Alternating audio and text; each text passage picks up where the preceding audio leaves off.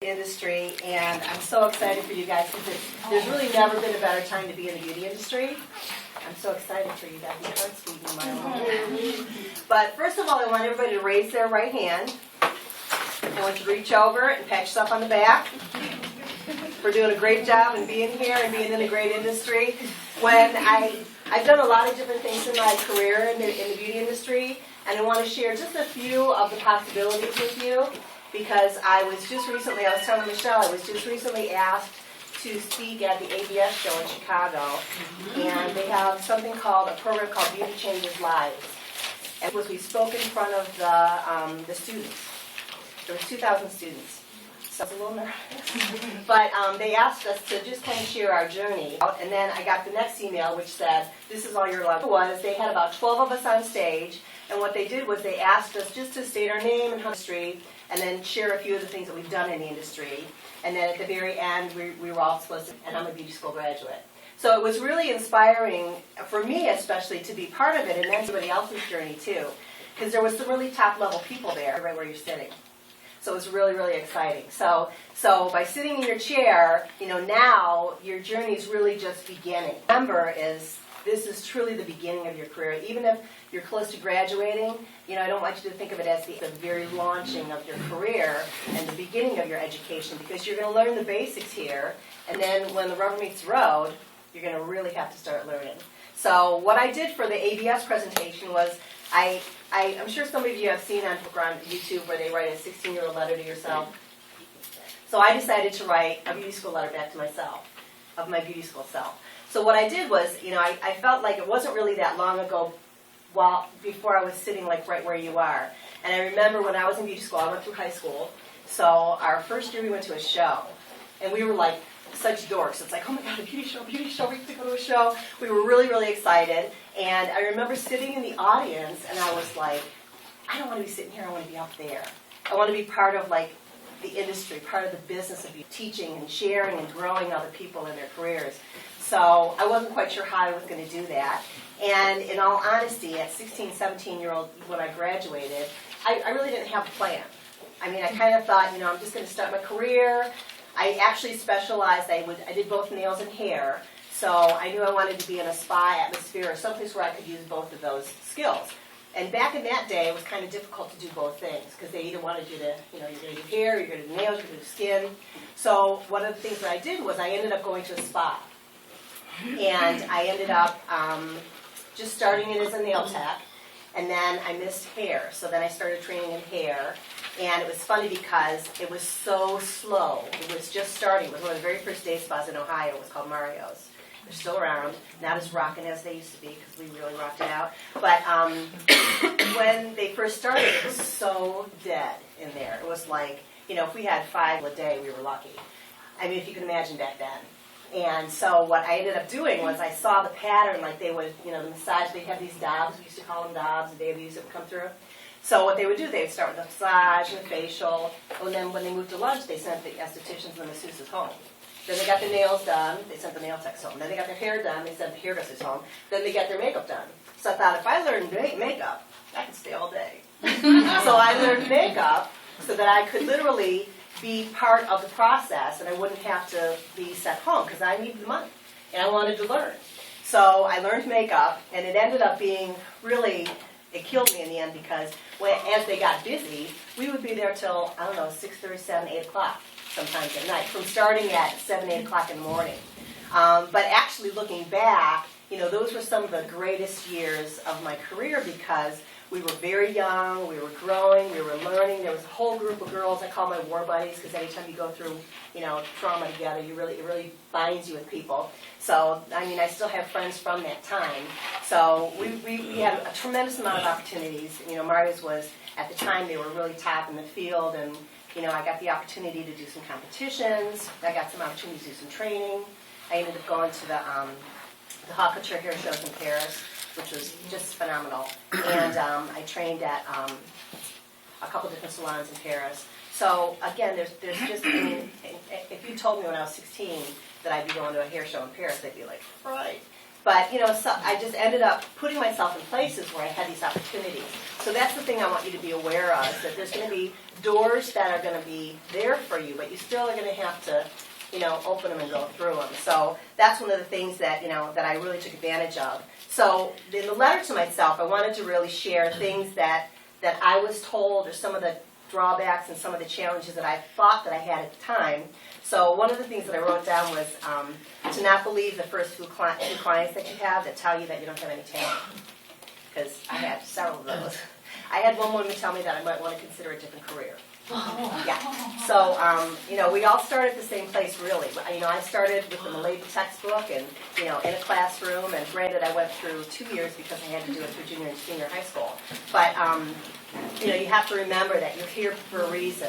And obviously you have a passion for this industry, or you have a passion for the art, or you have a passion for people. So whatever it is that your passion is about, you have to be willing to practice that passion and practice that craft to really make a difference. There's a book by John Maxwell called Talent is Never Enough. And I don't know if any of you have read that book, but, really all you need is the title, because that's basically what the book is about. But if you have talent, that's still not the determining factor for whether you're going to be successful or not. Talent helps a lot. But in this industry, really perseverance and passion and the willingness to work with people and for people and on people. I know Starbucks always says, we're not in the coffee business serving people, we're in the people business serving coffee. So if you think of that, I like to say I'm not in the beauty business, serving people, I'm in the people business serving, doing beauty. So if you look at it as, you're in a people business, it is a service business. So, if you really have to have a servant's heart, because for a long time in the beginning of your career, you're going to be serving and serving and serving and serving. And, sometimes you're going to think, what's in it for me? I mean, when am I going to get anything back from this? But there's a lot of times and a lot of years in your career that you're going to have to, be willing to, do more for less pay before you're ever going to be able to do less for more pay. So, there's a couple of years that you really have to do the grunt work, you really have to do the practicing and be persistent and be consistent with your education, and then you start to gain some traction, and you really will start to do some amazing things.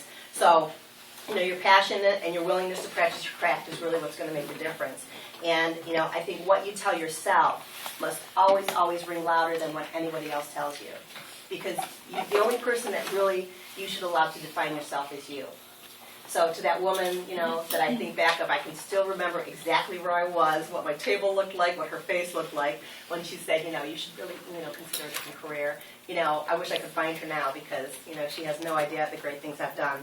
The other thing I want to remind you of is don't get caught up into the lure that this is going to be easy.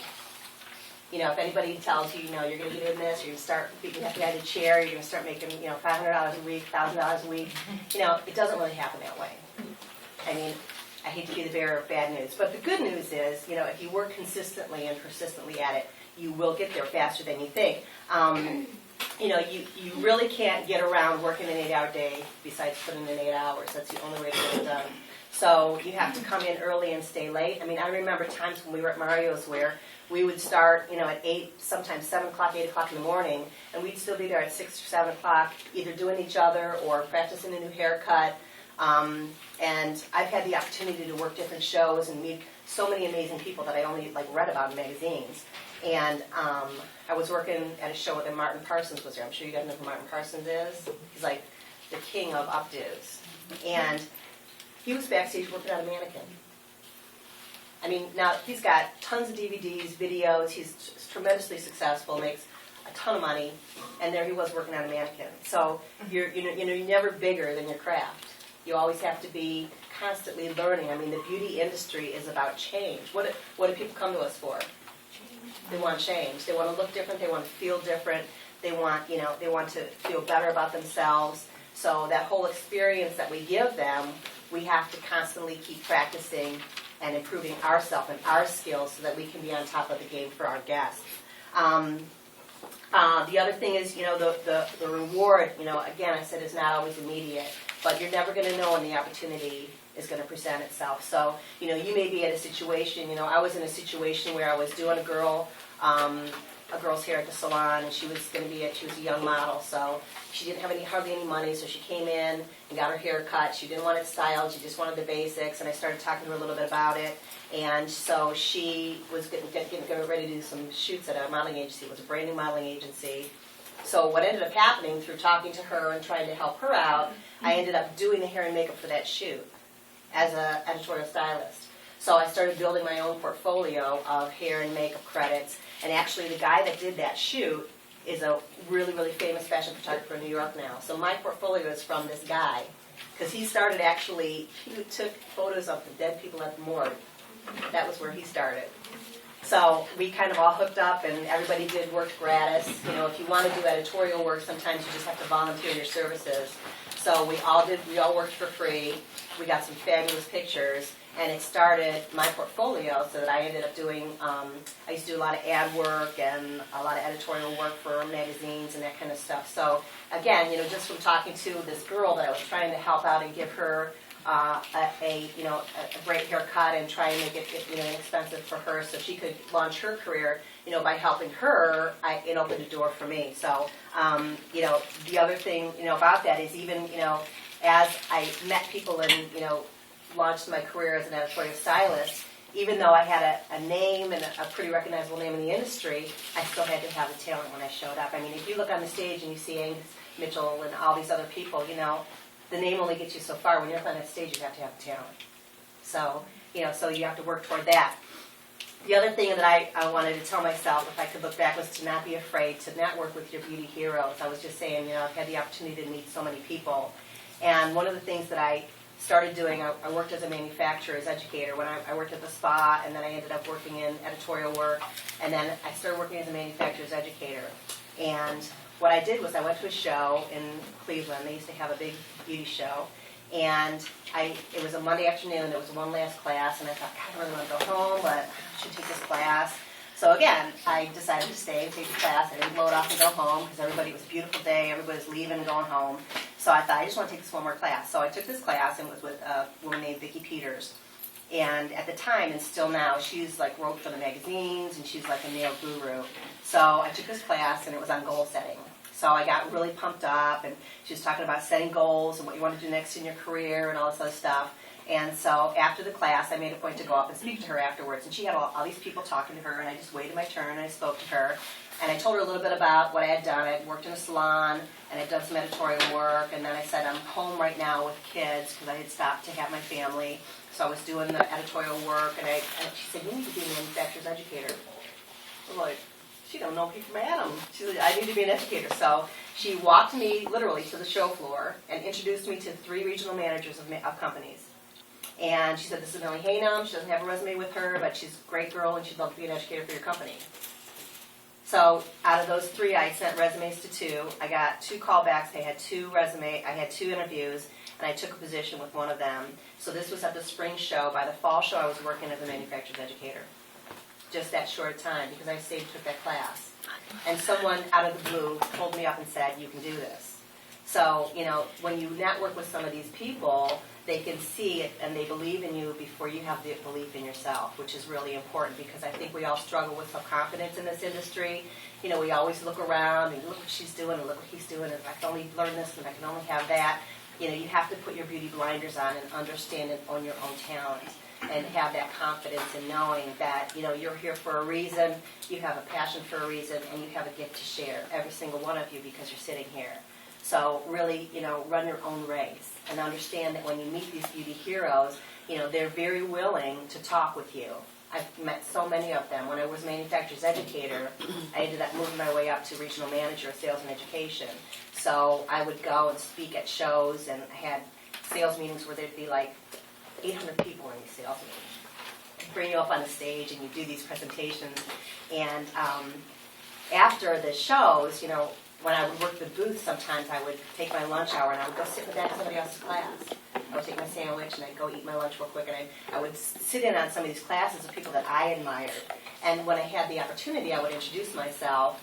And one of my first mentors was Gino Stampora. Have you had Gino here?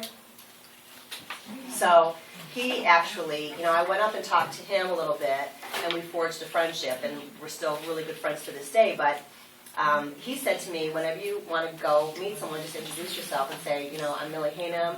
I really admire your work and your philosophy, and I'd love to add you to my network. And just see what they say. Most of the time, they'll give you a card and say, keep in touch. Some people mean it, some people don't. It doesn't matter. The ones that you're supposed to network with will matter. And they'll take you under their wing, or they'll keep in touch with you. So again, I was fortunate enough to meet Vicki Peters. Then I was fortunate enough to meet Gino. And they all kind of pulled me along on this journey of what I was supposed to be doing. So again, don't be afraid to network with them. Before long, I was writing in the magazines that I had been reading a year before. So my first article I co-wrote with Vicki Peters. And then the Set magazine actually asked me to do a couple different articles. So now I have a blog, and I do a radio show, and I have all this other stuff, but it starts with that one mentor. It starts with that one person. And then I ended up meeting Janet McCormick, because she's another spa guru. So I ended up seeing her at a show, and I went up and introduced myself and said, I had a couple gel questions, because she was a really great gel guru at the time. So I ended up speaking with her, and she still gets me writing assignments. She's gotten me so many writing assignments, just because there's not a lot of people that write spa stuff. So, again, she became sort of like a writing mentor. When I first would write things, I would shoot them to her. I'm like, oh, terrible, just help me clean it up a little bit. And so she would kind of guide me in some of the guidelines that they're looking for, and how, the different placement of, ideas and paragraphs and sentences and the basics. So she became a writing mentor. So I had a teaching mentor, which was Vicki, and then I had a speaking mentor, which was Gino, and then I had a writing mentor, which was Jan. So remember, in different areas of your life, you'll need different mentors, because one mentor won't be able to cover all the different aspects of what you might want to do. So don't ever be afraid to go up and introduce yourself, have business cards, just say, I'd love to add you to my network. And again, most people will. Believe in yourself. That's one of the biggest things that I struggled with. And I still struggle with. I'm like, why is Michelle asking me to come speak in front of people? And why did I get asked to ABS? And, and then sometimes, every once in a while, I went through this period where I had my resume, like, on my office wall. I'm like, I did a lot of stuff. You have to really remember, that you have done the work, and you have done the growth, and you do have value, and you do have a lot to offer people. Really, the path has a lot of ups and downs, and we all go through that, sometimes daily or weekly or monthly, where we'll have a period where we're saying, I just don't know if I'm on the right path, and I don't know if, how to get from here to there. But really that strong belief in yourself is going to carry you through. And again, to remember, I read this one book called The Right Words at the Right Time by Marlo Thomas, and one of the things that her father said to her, because you guys are too young to remember that girl, but she was that girl, and she had this show where she was single and living in New York, and I think it was in the 70s, and that was unheard of for a woman to be. You guys remember that show?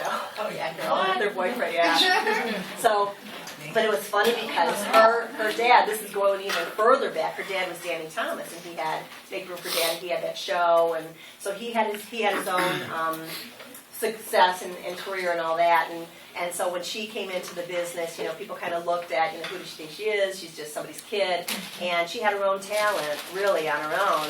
And one of the things that her dad gave her when she got the show was, just trying not to get emotional, but he gave her this box, and when she opened it up, it had a pair of blinders in it, and the only thing that said on the note was "Run your own race."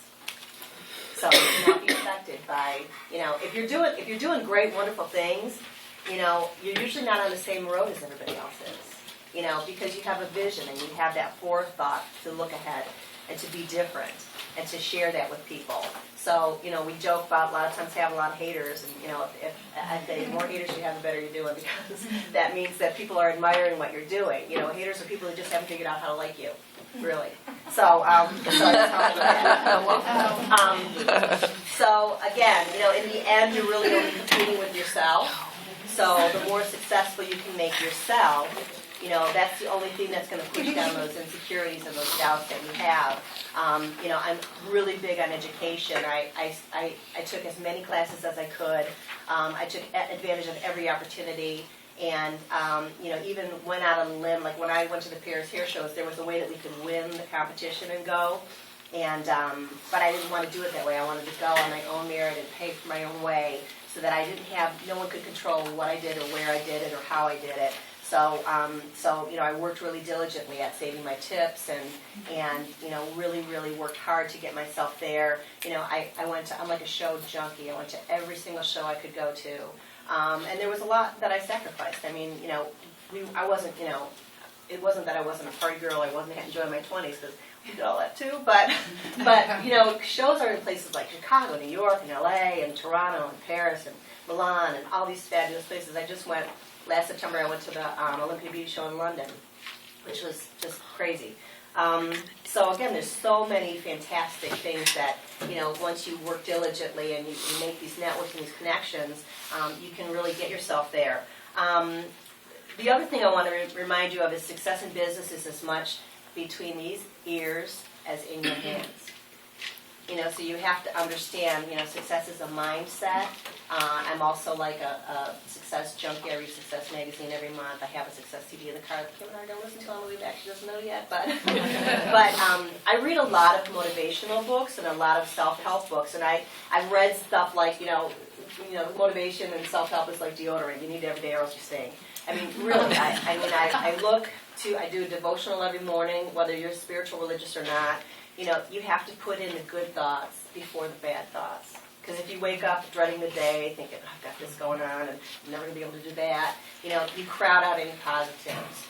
So the first thing I do in the morning is I usually meditate over something positive, whether it's a spiritual meditation or if it's even a simple, like something somebody posted on Facebook. I'll go back and read it. I bookmark stuff, and I have a ton of stuff in my phone, or else I'm reading a motivational book.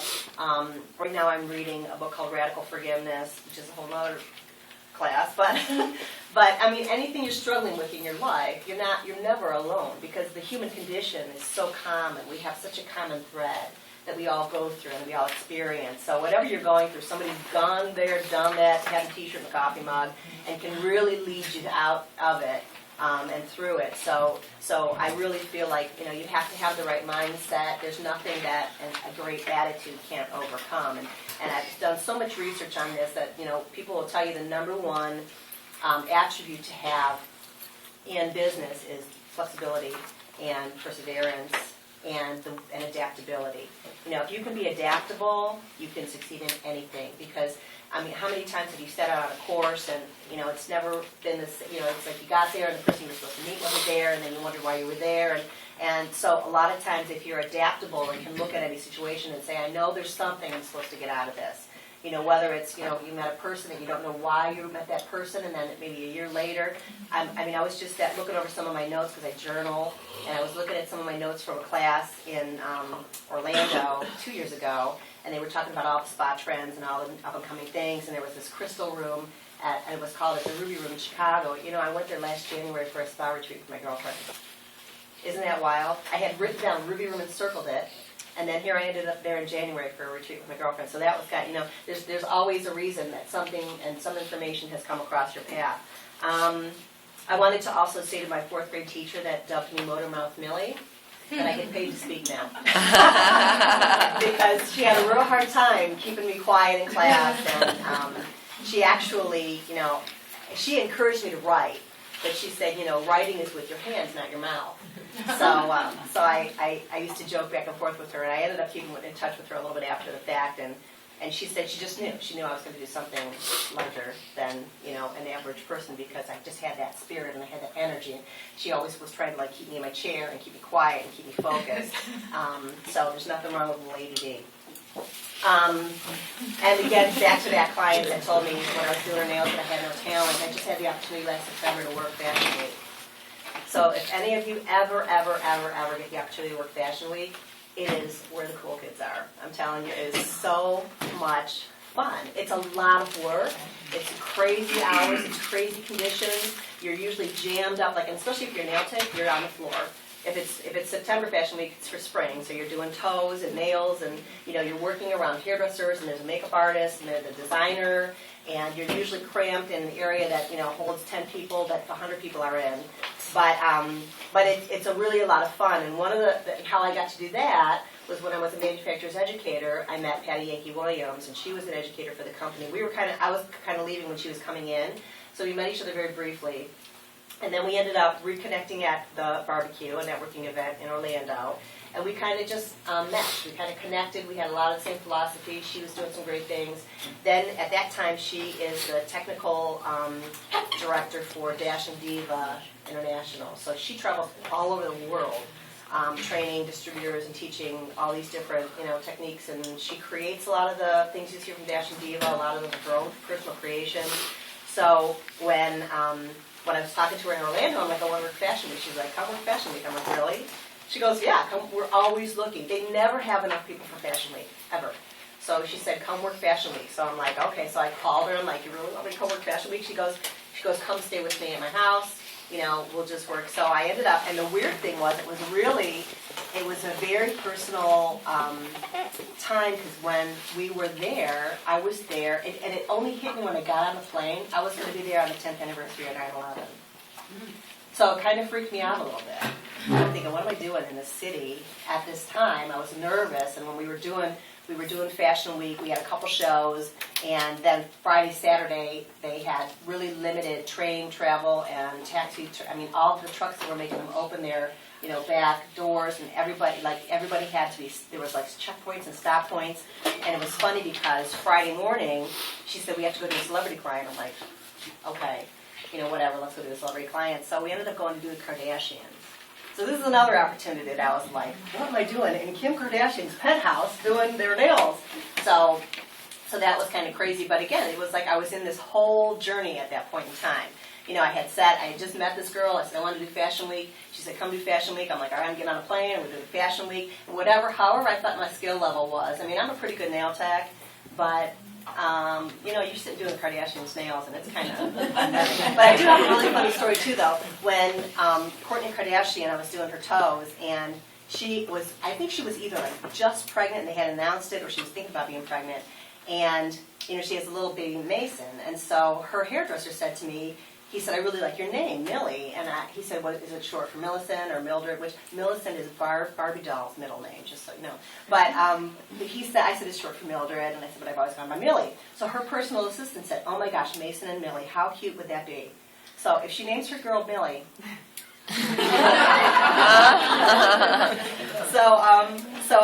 So yeah, it was just it ended up being this crazy thing, just from meeting this girl, having taken this opportunity from sitting in the class and taking that journey to be a professional educator, and from sitting in the state, at a show at 16 saying I want to be up there.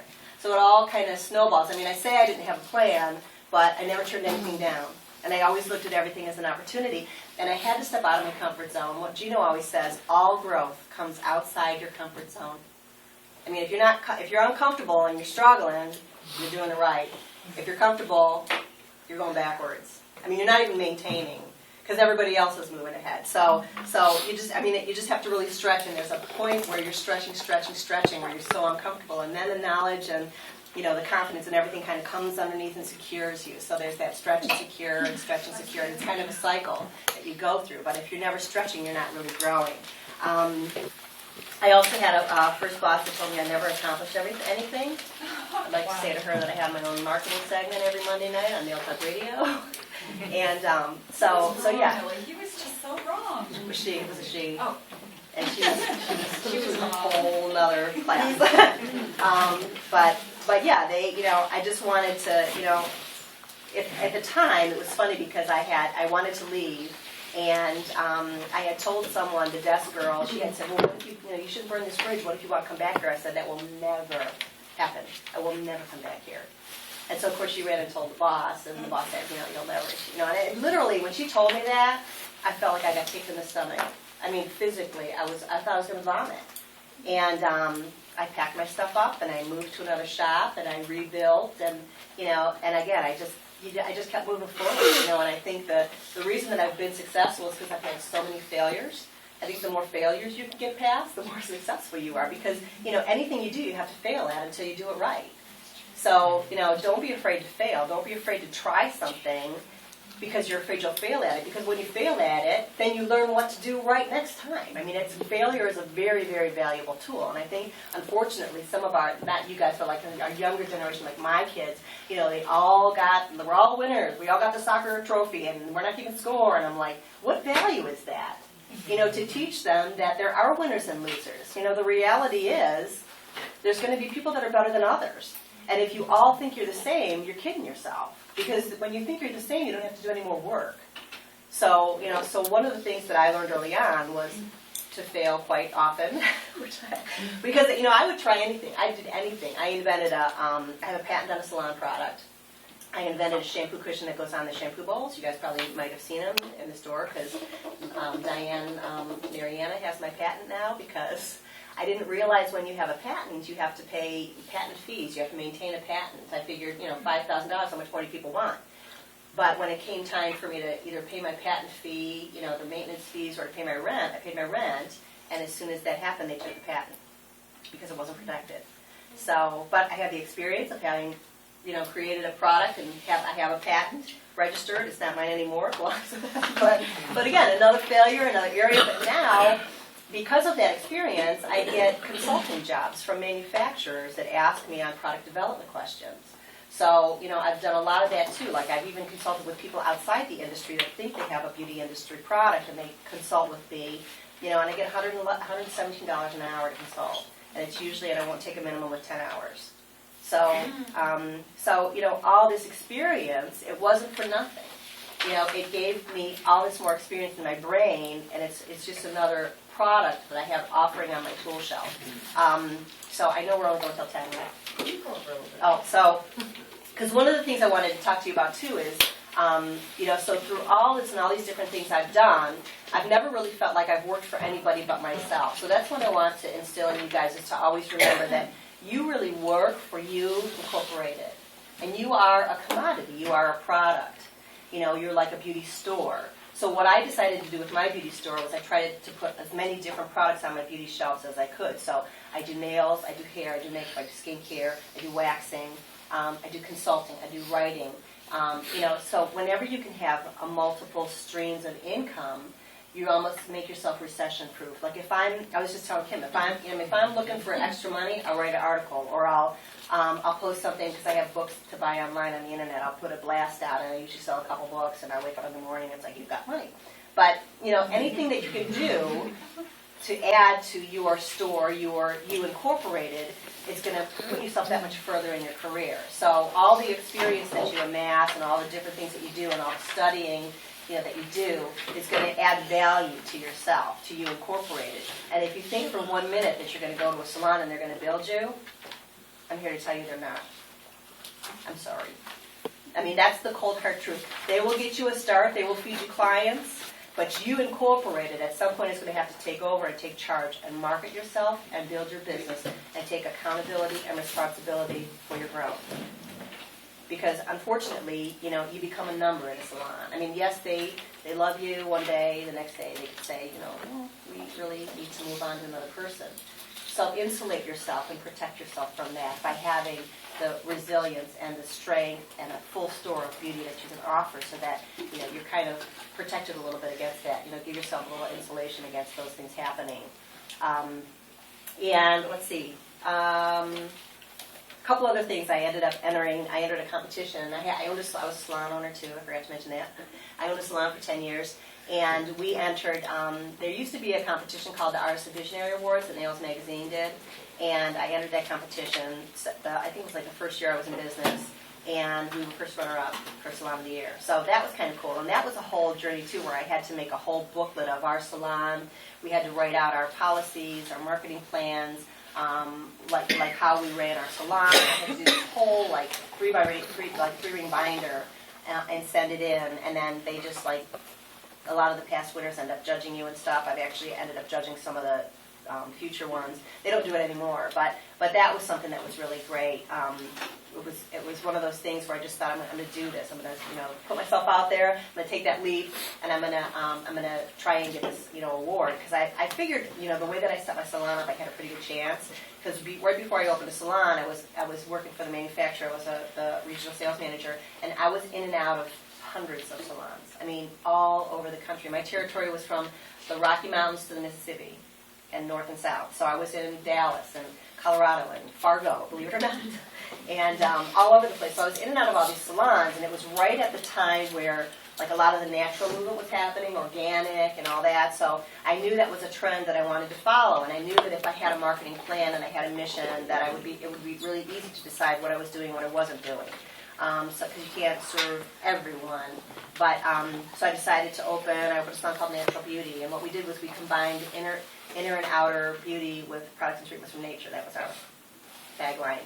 So so whenever I chose a product or I chose a service, it was easy because, a sales rep would come in and say, here's this new that. I'm like, Jennifer, really, is there one thing I can pronounce in this product? I mean, don't even show me stuff unless it's got a natural theme. So it was very easy for me to delineate what I was going to sell and what I wasn't going to sell, what I was going to do and what I wasn't going to do. So, I was really kind of on the cusp of that whole, now everybody's got a natural line, but when I first started, there was very few natural lines. So I was right on the cusp of a trend. The other one, if you're going to look for a trend to follow to open a salon, do an anti-aging salon, because all the baby boomers kind of like this big, maybe that segment. So I was a little bit ahead of the trend. So that was something that was kind of fun to be on top of, and to be, a lot of my service and treatments were featured in the magazines. It was funny because I got so much press at one point. When I was at the ABA Awards, this one girl was like, "Oh my gosh, I got, we were in the magazine." I'm like, I write for the magazine. So sometimes I feel like, I don't take any of it for granted, but for me, it gets to like, what's the next step for me, because I've already done all that. And, and a lot of times when I'm having a down day, I think to myself, a lot of people strive to be where I was and move past. So you have to remember that, wherever you're, there's some people that are trying to get into beauty school, that are dying to save the money or to have the, the time, or, so there are always people that are trying to be where you are. So we can't ever discount that, we're in a great place and we're exactly where we're supposed to be. So that's really all I got. If you guys have any questions for me, if you want to ask me questions, if you want to make a comment, if you want to know anything else, you can go ahead. Questions? No? Is it overwhelming? I'm sorry. It's like I was amazing over. Yes? Do you have a business card? Do I have what? A business card? Yeah, I have a couple of them. Yeah, I have. I don't know if I brought enough, but I'll give you my website is milliehanum.com. It's pretty easy. And I have I actually am still in the salon 4 days a week, and I do classes and speaking and trainings and writings and all that other stuff. So part of my website has my personal site where it has my pricing and stuff, and then the rest of it is for professionals, where if you want to do like classes or consulting or that kind of stuff. The nice thing is, as I'm getting to this point too, I have a lot of people that want, nails is such a hot commodity right now. I have like 3 or 4 different salons that have asked me to come in and teach classes. So my classes are $100 an hour. And I get it. I throw it out there and they're like, okay. I'm like, really? but you have to remember, I'm not just coming in there, as a nail technician. I'm coming in there as a manufacturer's educator and a writer and a speaker and a trainer and, all these other things, because once I've built my store, I have a pretty valuable store now.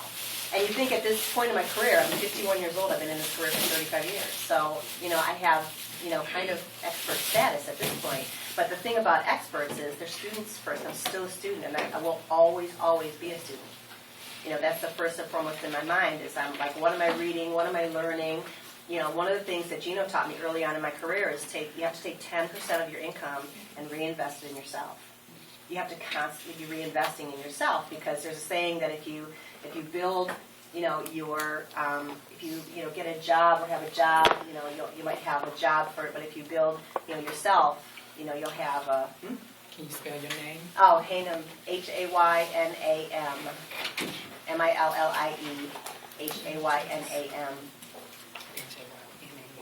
N-A-M. Yeah, don't get it backwards because you won't get my site. Yeah, and if you Google, the funny thing is now too, if you Google me, I have like 11 pages on Google. Because I write a blog, and when you write on the internet, every time your name's on the internet, you get a search engine. So it's crazy. Because it's funny because, my daughter's like, I Googled your name, and she's like, Mom, you're like insane. I'm like, but I've been, I started on the internet in like 1993. Before people even knew that Elkhorn invented it. So I didn't crack myself up. There was a question back there. Did you have a question? Did you have a question? Yeah, it was how you were spelling it. Oh, I wanted okay, somebody got to write it. it down for me. Thanks. She did. So you guys pumped up? Yeah?